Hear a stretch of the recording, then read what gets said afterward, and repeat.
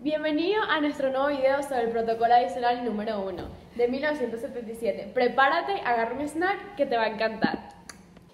Primero que nada es importante conocer qué es el derecho internacional humanitario. Este es un conjunto de normas a seguir en tiempos de guerra. Protege a todo aquel que ha dejado de participar en la guerra o que no participa en el conflicto armado. Pacta los límites en cuanto a los métodos y medios de hacer la guerra y se aplica tanto en conflictos internacionales como en conflictos no internacionales. Su principal instrumento son los Convenios de Ginebra de 1949. Los Convenios de Ginebra de 1949 son 4. Estos 4 convenios son universalmente aceptados y se encarga de esta forma de la protección de combatientes heridos, enfermos o que se han rendido, también de la protección de náufragos, prisioneros de guerra, protección de civiles, personal médico, misión médica, hospitales, de socorro y materiales y hasta transportes sanitarios, los cuales cumplen la función de ayudar o socorrer a los heridos en combate. En adición a estos 4 convenios, existen otros 3 protocolos adicionales.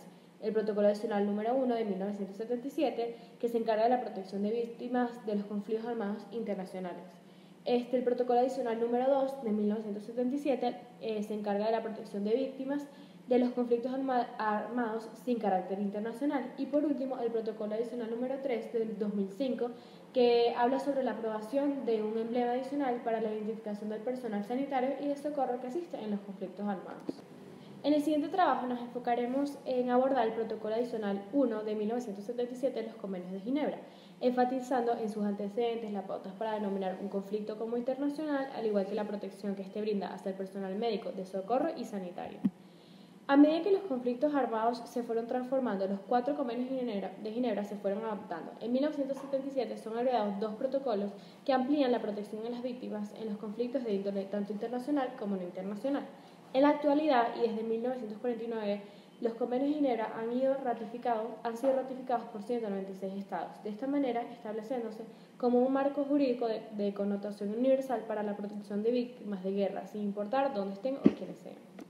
Este primer protocolo se crea con el fin de aliviar la suerte, que corren principalmente todos los heridos y enfermos de las Fuerzas Armadas en campaña que no participan en el conflicto armado, es decir, se encuentran fuera de combate, específicamente por causa del desarrollo de las armas. Los estados se encontraban convencidos de que era necesario aprobar nuevas normas de conducta en los conflictos armados, con el fin de perfeccionar los métodos de empleo de las armas convencionales que causaban casi el mismo número de víctimas que las armas de destrucción masiva. De este modo, afectando todo, incluso a la naturaleza y hasta a un país entero. Esta es una de las razones por las cuales los estados decidieron consensuar nuevas formas de conducta en caso de conflicto armado. Dentro de las negociaciones que tuvieron lugar en la conferencia diplomática entre 1974 y 1977, se planteó la idea de reforzar los procedimientos de aplicación, pero se decidió no examinar la cuestión y se limitaron a tratar más que nada la responsabilidad del Estado y sus instituciones, al igual que la responsabilidad individual de quien comete un crimen.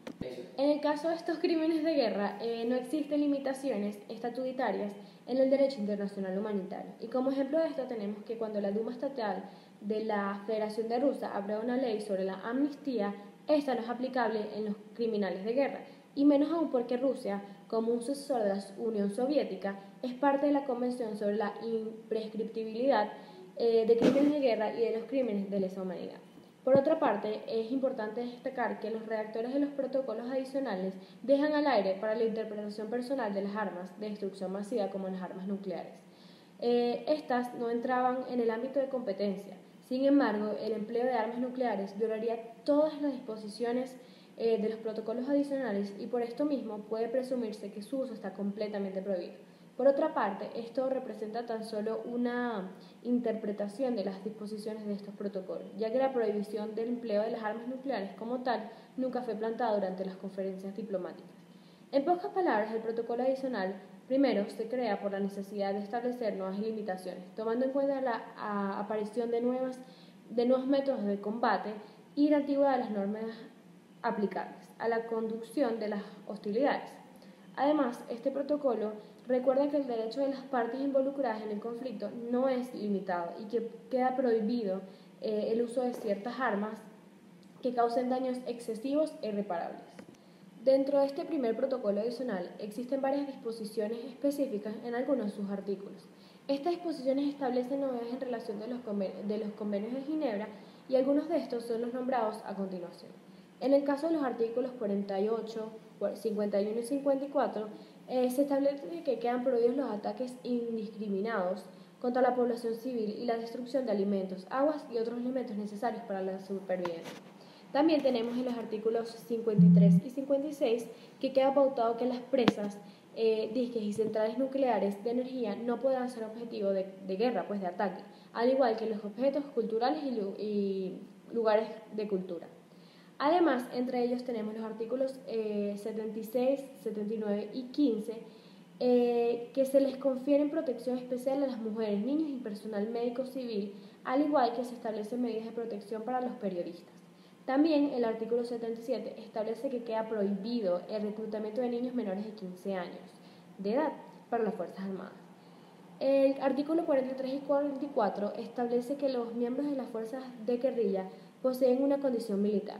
Aunado a esto, se establece el derecho de los miembros de estas fuerzas disidentes, los cuales se encuentran bajo el mando de una autoridad central que debe ser reconocida como combatientes y prisioneros de guerra. Además, estos combatientes tienen el deber de mostrar y dejar claro al bando al cual pertenecen para que de esta manera poder ser reconocidos como combatientes durante un ataque o un conflicto armado.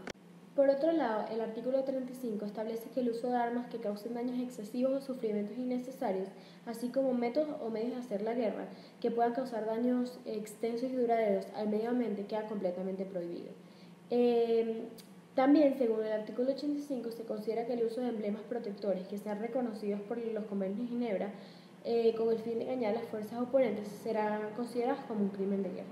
Además, con el artículo del 8 al 31 se amplía la protección ya anteriormente estipulada en los convenios de Ginebra, referente al personal, las unidades y los medios de transporte sanitarios, tanto civiles como militares. El artículo 33 establece la necesidad y obligación de buscar a todas aquellas personas categorizadas como desaparecidas. También tenemos el artículo 68 y 71 que refuerzan las disposiciones relativas a la distribución de socorros en la población o a la población. Y por último, el artículo 17 y 81 que establece que deben permitirse al CICR, a las sociedades nacionales de la Cruz Roja y a otras organizaciones humanitarias imparciales autorizadas por una parte del conflicto al prestar asistencia médica y de socorro durante cualquier conflicto armado. Como he mencionado anteriormente, en el año de 1977 se establecen dos protocolos adicionales a los convenios de Ginebra, en los cuales se toma el conflicto de manera internacional o no internacional. Se especifican los conflictos de carácter internacional que nosotros estamos estudiando en conformidad con el artículo 2 común de los convenios de Ginebra, que se caracteriza como, aparte de las disposiciones que deben entrar en vigor ya en tiempo de paz, el presente convenio se aplicará en caso de guerra declarada de cualquier otro conflicto armado que surja entre dos o varias partes contratantes. Aunque una de ellas no haya reconocido el estado de guerra, el convenio se aplicará también en todos los casos de ocupación total o parcial del territorio de una alta parte contratante, aunque tal ocupación no encuentre asistencia militar. En concordancia con esto, un conflicto armado internacional es aquel en que se enfrentan altas partes contratantes, en el sentido de estados. Esto ocurre cuando uno o más estados recurren a la fuerza armada contra otro estado, sin tener en cuenta las razones o la intensidad del enfrentamiento. Las normas pertinentes del DIH pueden ser aplicadas incluso si no hay hostilidades abiertas, y además no hace falta que se haga oficialmente una declaración de guerra o un reconocimiento de la situación. La existencia de un CAI y por consiguiente la posibilidad de aplicar el DIH a esta situación depende de lo que efectivamente ocurre sobre el terreno. Se basa en las condiciones del hecho.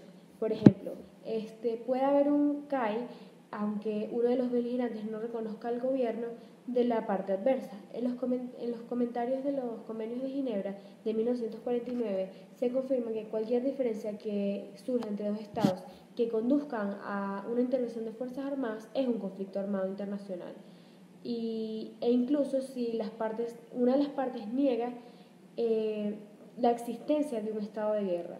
No incluye en nada la duración del conflicto a la mortandad que existe en el lugar.